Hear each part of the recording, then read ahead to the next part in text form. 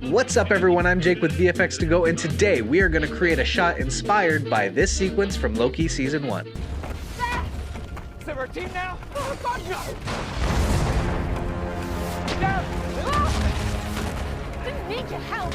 You're so weird! We've got a few really cool elements I'm excited to dive into, like this alien planet from the Astropack by Big Films, this modular habitat from Kitbash 3D's Minerva collection, a whole catalog of awesome elements from Action VFX including exploding dirt and debris, large-scale dust waves, atmospheric fog, and lastly, this shot from their newly released practice footage library. So without any further ado, let's dive into After Effects. So we're in After Effects now, and I've got this footage from the Action VFX practice footage library. And I love that this shot is similar enough to what we have from Season 1 of Loki, in that we have two characters that are running across a quarry of sorts, and they seem to be dodging something. In this case, they're probably dodging gunfire, but we're going to be adding meteor strikes and a planet that's about to collide with this location. So we're going to break this up into a couple of sections. First thing we're going to do is work on our explosions and debris. That's going to be on its own layer. Then we're also going to look at the dust waves, the atmosphere. We're going to replace the skyline to show a planet that's about to collide into this moon. We're going to add a lot of different elements, but we're going to work on them very separately so that way we can control each one of them individually. So let's get started. First thing I'm going to do is I'm going to track our shot. But I've already done that. I selected our shot and I hit track camera. And what that gave me is our camera data right here. And I'm going to pick a few points where I want the explosions to happen. I'm going to create a camera and solid. So I'm going to take that solid and I'm going to use that to find a couple of locations throughout the shot where I'd like to see some explosions happening.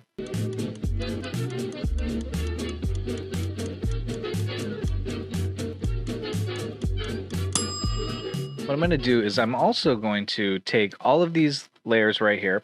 I'm going to duplicate them. I'm going to pre-compose them and label that one explosions. And what that does is it's going to allow me to work on just the explosions separately while maintaining camera data. I'm going to select this dirt blast element from Action VFX.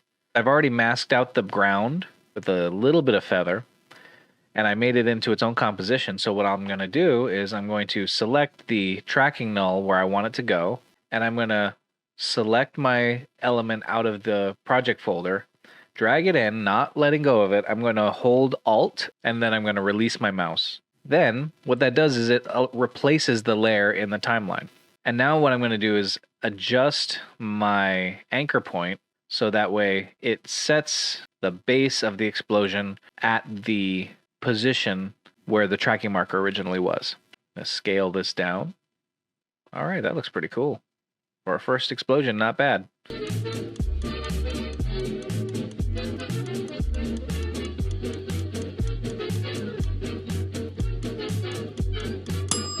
Okay, now the next step we're going to take is we're going to start adding some concrete debris from the Action VFX library as well. But what I'm going to do is I'm going to take our first explosion, going back to that one, I'm going to duplicate it, and I'm going to do the same thing that I did before about replacing things. I'm going to replace that duplicated one with a concrete debris with that concrete debris layer.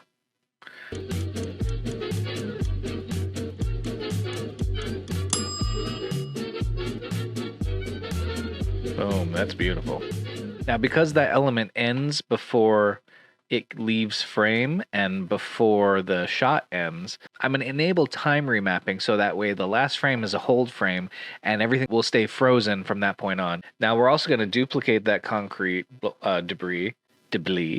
Action VFX has also provided this really cool shadow layer for that explosion. So when you add it to your scene, you can adjust your shadows as necessary, but it also gives you just this really good little shadow layer, like I said. So we're going to do the same thing for the other explosions as well.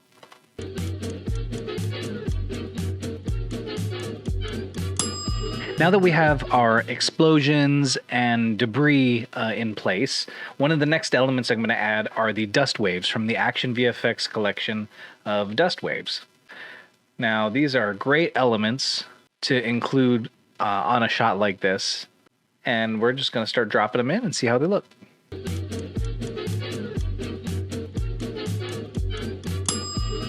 All right, I'm going to go ahead and render this out as an individual layer without the background. And we're going to come back and work on the other layers next.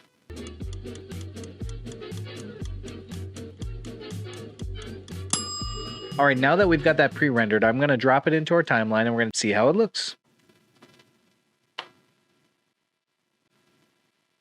Great. I'm really digging it. This is a great first step.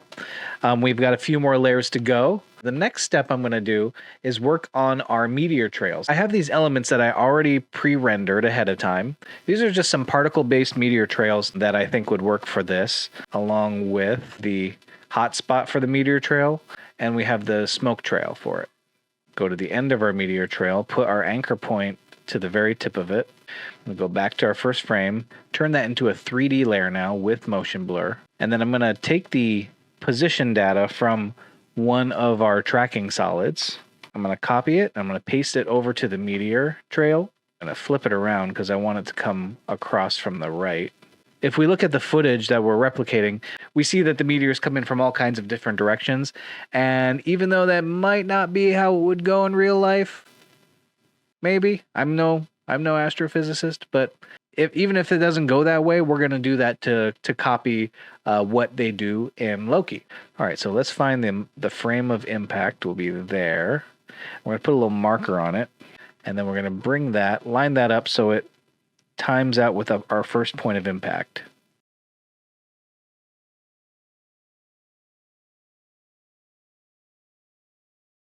Now what I'm going to do is I'm going to duplicate that layer, and I'm going to take our other layer, which is just the hotspot of the meteor, and there we go.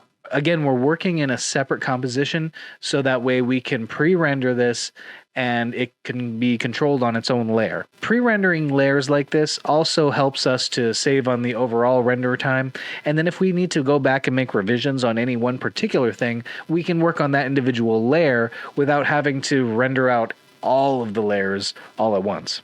I'm even going to separate the hotspots from the smoke trails so we can have individual control over each of those. So now we're just going to rinse and repeat for all of these different trails.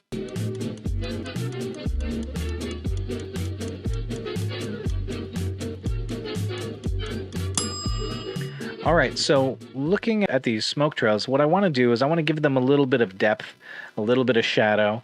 So what I'm going to do is I'm going to do a little trick to adding a little bit of a rim light to them. So what I'm going to do is duplicate the first trail right here, and then the top layer of it, I'm going to add a drop shadow, but select shadow only at 100%. I'm going to give it a little bit of distance, and that sort of gives our trail a little bit of depth, a little bit of texture to it, some lighting effects to it ever so slightly. One other thing I'm going to do this is I'm going to use the original layer as a track matte, turning it back on. You want to keep it on, that's the important part, and use that as an alpha layer so that the shadow, the drop shadow we're seeing, only appears on top of the actual layer. So it all kind of stays contained within itself. So I'm going to do that to the other two smoke trails.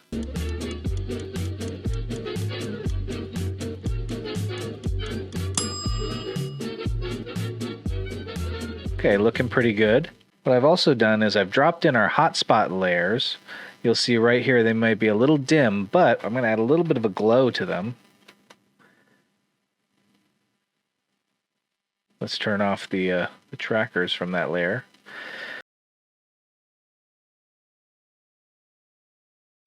All right, that's looking fun. All right, so now I have a rendered module that I've added here.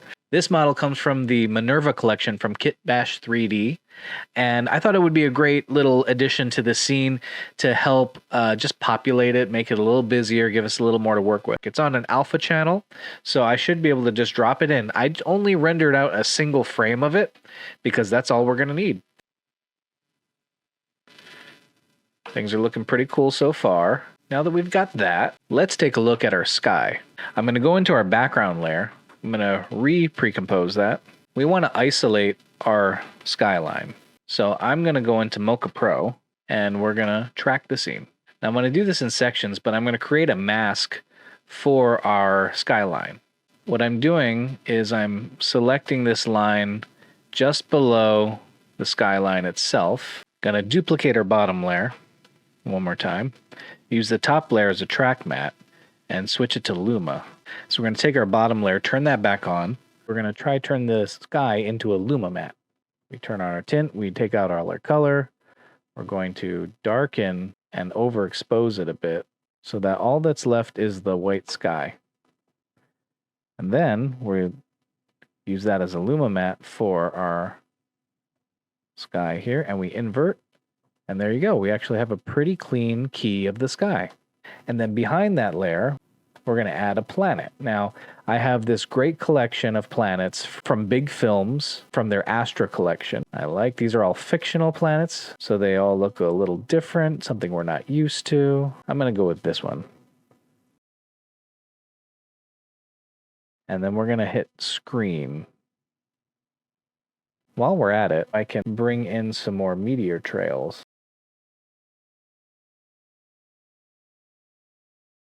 Now we have a couple of trails coming through the sky. All right, now let's look at it without the ground. I'm going to find this composition in the project. I'm going to duplicate it. That'll be Sky 2. And in Sky 2, I'm going to turn off everything but the hotspots. We're going to keep the camera. All we want to see is the hotspots of the meteor trails. We're going to pre-compose our scenery. I'm going to duplicate that.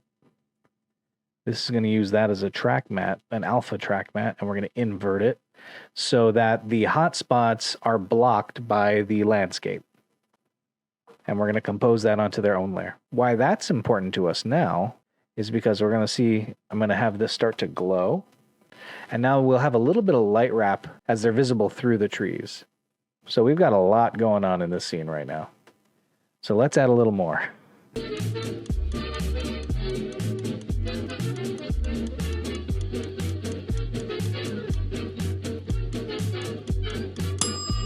All right, so I'm gonna just set this up to render and we'll take a look and see how it goes. While we wait for that to render, would you do me a huge favor and smash that subscribe button? It not only helps us grow as a channel, but helps you stay up to date with our latest tips, tutorials, and breakdowns. We're putting out new videos weekly and you won't wanna miss what we're cooking up next. Oh, hey, the render's done. Let's check it out. Is it our team now? Oh, God, no! Down! Didn't need your help. You're so weird! I had a blast working on this shot, but as with any shot you may find yourself working on, I did go back and make a few adjustments and revisions, like adding additional smoke and atmospheric elements, adjusting the timing of a few elements, some further color adjustments. Full disclosure, I'm not really a colorist, but I try my best. And so it would match the scene from the show, I flopped the shot so the camera wouldn't cross the line. I know, trying to match continuity when it's not even Loki and Sylvie in the shot, right? These are not them! You've captured their stunt doubles! In any case, this was a fun VFX exercise. VFX exercise? This was a fun exercise. We got to try out some awesome elements, and now we have something cool to throw on the reel. But before we go, I want to hear from you. What do you think I could do to improve this shot? Is there a scene or effect from another show that you'd like to see me recreate? And how much chuck would a woodchuck chuck if a woodchuck could chuck wood? Let me know in the comments below. It's so stupid. If you had fun with this, don't forget to smash that thumbs up button and subscribe. You can find us on the socials at VFX2Go and our website, vfx2go.com. And if your one desire in life was to see me recreate a shot from The Empire Strikes Back in Blender, well, you're in luck. Click on over to that video and your wish will be granted. It's a very oddly specific wish, but it will be granted. I've been Jake, and until next time, always reframe what's possible.